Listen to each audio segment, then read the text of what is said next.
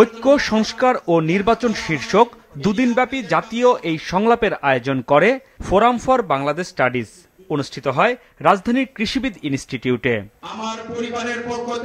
সংলাপে জুলাই গণ অভ্যুত্থানে নিহতদের স্বজন ও আহতদের পাশাপাশি বিভিন্ন রাজনৈতিক দলের নেতা, অন্তর্বর্তীকালীন সরকারের উপদেষ্টা, বিভিন্ন সংস্কার কমিশনের প্রধান, শিক্ষক, সিনিয়র সাংবাদিক সহ নানা শ্রেণী পেশার মানুষ খোলামেলা কথা বলেন।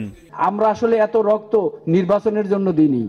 সংলাপে রাজনৈতিক নেতারা বলেন, নির্বাচনের মধ্য দিয়ে সরকার পরিবর্তন নয়, রাষ্ট্র ব্যবস্থার পরিবর্তন আনতে হবে।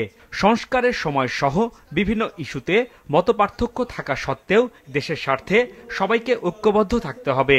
ঐক্য খুব জরুরি।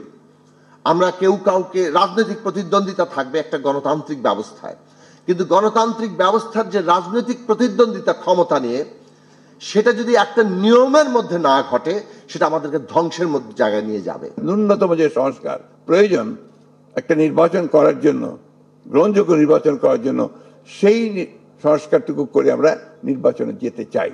যত বেশি সময় যাবে আমার কাছে মনে হয়, আমাদের কাছে মনে হয় যে সমস্যাগুলো তত বাড়বে। আসল জায়গায় তো প্রবলেম তো অন্য জায়গায়। আপনি এগুলো ইমপ্লিমেন্ট করবেন কাদের দিয়ে? আপনার প্রশাসন, ইয়োর গভর্নমেন্ট মেশিনারি, সেই গভর্নমেন্ট মেশিনারি তো পুরোপুরিভাবে এখনো ফ্যাসিবাদের আপনার মধ্যে আছে।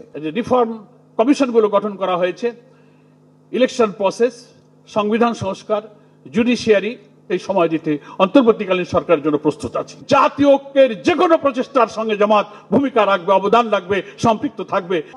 গণ অভ্যুত্থান বাংলাদেশকে নতুনভাবে গড়ার সুযোগ দিয়েছে উল্লেখ করে সংলাপে সরকারের উপদেষ্টা, বিভিন্ন সংস্কার কমিশনের প্রধান ও বিশিষ্টজনরা বলেন, মানুষের আস্থা তৈরি হয় দেশ গঠনে এমন কার্যকর সংস্কার করতে হবে।